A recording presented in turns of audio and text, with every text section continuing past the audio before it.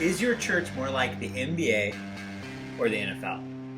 Now, I'm not making a political thing here. I literally am just thinking about how you embrace digital and how you're thinking about the future.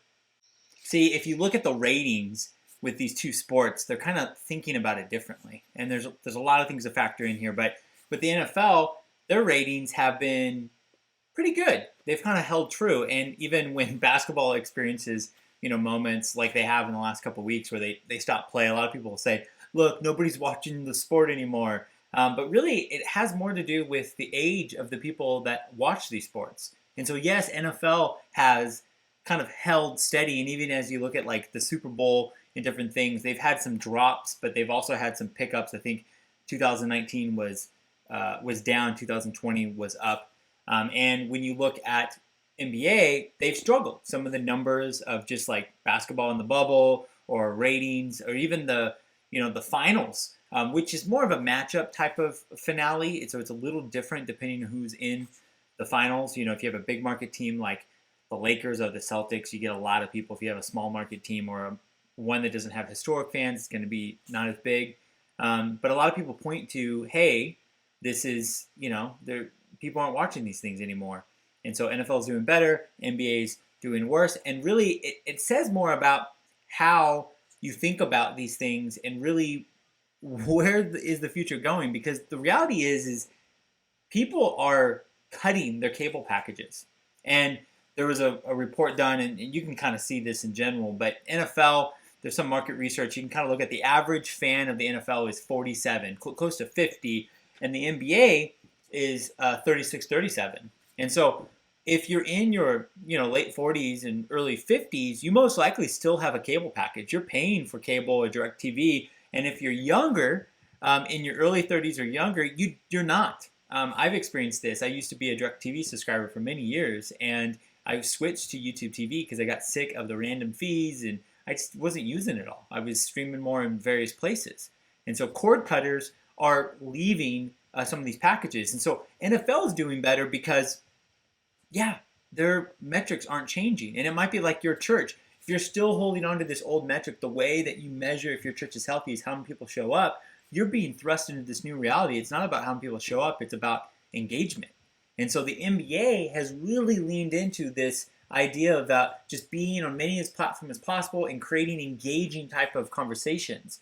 And so NFL is holding on to this old metric, which is great. Like if you look at viewership and Nelson ratings and all this stuff, that's great, but ultimately that audience is going to die because the cable package isn't going to be around, at least not in this present format in 20 years from now. But the NBA sees and goes, you know what? We might not have as many eyeballs as, comparatively, but we have engagement across all these platforms. Really interesting, just like if you look at online habits, one of the things if you're younger, you most likely know how to pirate things. You know how to go on some of these platforms and find how to get, the sport you want. And so, for example, NBA traditionally has local market deals. It's on cable. You have to have like TNT or something to watch it. Where a lot of people, if they're not paying for that, what they do is that they actually they go to like places like Reddit. Reddit had this NBA stream URL like thread where you could watch any game. You can get any game, single click, and watch it without paying. And so NBA knows that yes, we might not have many viewers, but we have all these users watching us illegally, and so they're trying to figure out, what's good, what's bad. And actually, for a long time, they actually really embraced that, and they were okay because they kind of made their money back with like products and marketing and stuff like that. But NBA shut down that thread, and now there's some other ways you can get it. But NBA knows that being available is the win. It's not just about making people show up in your building or getting that deal, because the NFL wants to control that stream. They want to sell the NBA, the NFL package, the red zone package, and so they clamp down on that. The NBA is famous for having a very loose social media policy where accounts like House of Highlights is a guy who started an Instagram account and just started clipping things, and he has 18 million followers on it.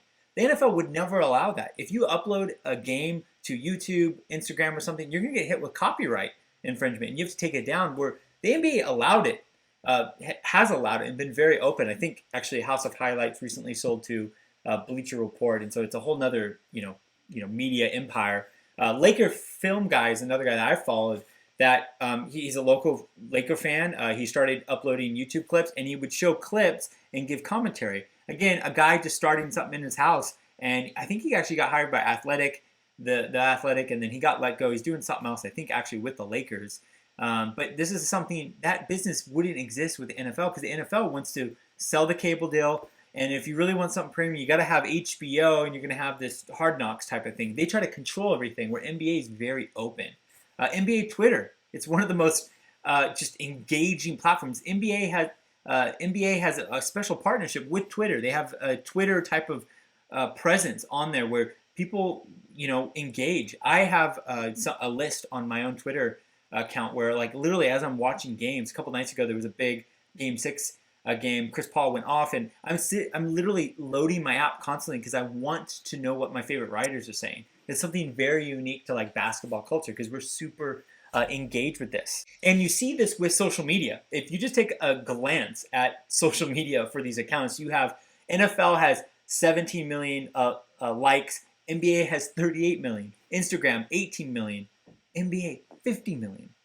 YouTube, 6 million versus almost 15 million. I mean, even TikTok. I didn't even realize that NFL had a TikTok account, but they have 4.5 million, where NBA has 11 million, almost 12 million. See, the NBA, with their approach, they understand that the viewership, the attendance metric, is an old metric. It's a helpful metric, but they know the future is an engagement. And so they're leaning into some of these platforms. They're investing in it. They're spending a lot of time cultivating this presence. And you see it. So yes, somebody might go, hey, the NFL is doing better than the NBA. But if you look at the actual real numbers, it's not true. All the engagement is in the NBA. The top 25 NBA stars are way more famous than the top 5 in the NFL. People know these people. They are driving the story. And that's how the NBA has shifted, have pivoted into the future. And this is how we're going to dominate this digital space. And they've done it super well. Even with the future, the NBA has really thought about this. They have something this year with virtual fans, with kind of being in the bubble. And yes, the NBA has some advantages with like the way that the sport is done, where they can control it. But they've done this thing where, on Microsoft Teams, they bring in fans, and each like team runs it, and it's interactive. They always have a star, like they'll have like Shaq or Lil Wayne or somebody, like someone's mom, one of the players, and it's interactive. It's really cool. They're bracing this, even with like their technology of how they've made it immersive. I mean, they lean into technology. MLB is like doing cutouts. NBA is doing, big screens and all sorts of interactivity. Oculus, they were one of the first with Oculus where they did a VR thing. I remember when I got an Oculus Go, that was one of the first apps I used. You could actually watch the games under the court or to the side. It's really immersive. It's really cool. It's not what it needs to be, but you can see that they understand that the future, VR is going to play a part in the future. They don't understand it, but they are doing a lot of R&D. They're just investing into it, doing partnerships. LeBron James' son, Bronny, who's going to be a good basketball player, it looks like, but he just did a partnership with the FaZe Clan, which is a gaming community.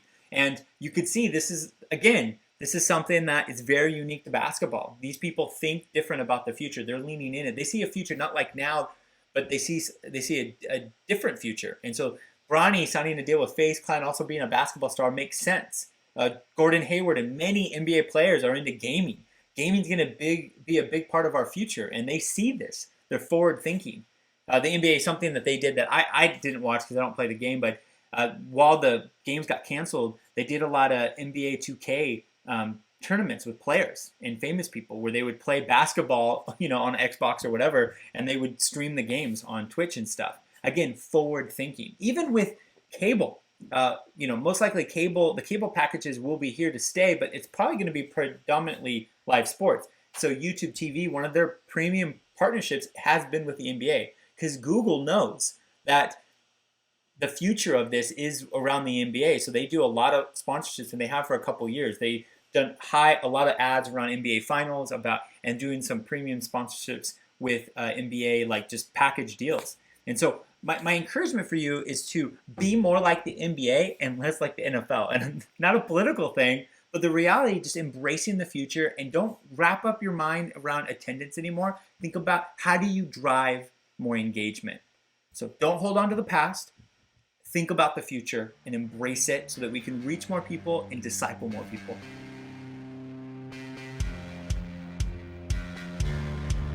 There are three major approaches to thinking through your online presence at your church. So the first approach is nearby approach. And this is the idea is use your